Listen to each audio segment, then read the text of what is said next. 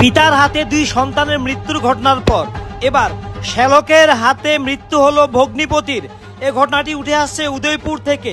উদয়পুরে মদ্যপানকে কেন্দ্র করে বচসা, কাঠের আঘাতে শ্যালকের হাতে জামাতার মৃত্যু। শ্যালকের সঙ্গে জামাতার বচসা, তার পরবর্তীতে কাঠের আঘাতে মৃত্যু হলো ভগ্নিপতির। জানা গেছে গোমতী জেলা পুলিশ তাকে আটক করে 3 দিনের রিমান্ডে এনেছে, যদিও গোটা বিষয়টি নিয়ে মুখ খুলতে নারাজ পুলিশ।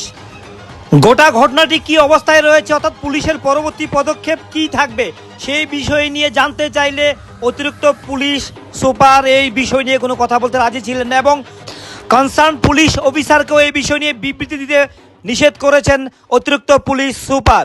স্বাভাবিক কারণেই কেন পুলিশ মুখ খুলতে রাজি নন, গোটা বিষয়টি নিয়ে ধোঁয়াশা তৈরি হয়েছে। আমরা যে বিষয়টি তুলে ধরছি, শ্যালকের হাতে ভগ্নিপতির মৃত্যুর ঘটনা ঘটেছে। রাজ্যে একের পর এক এ ধরনের ঘটনা ঘটছে। উদয়পুর মহকুমার মহারানী কৃষ্ণ ভক্ত পাড়া এলাকা যে তথ্যটি উঠে আসছে, সেই তথ্য অনুযায়ী শ্যালক হরি জমাতিয়া 38 বছর বয়স এবং জামাতা জন্মদয়াল জমাতিয়া বয়স 46।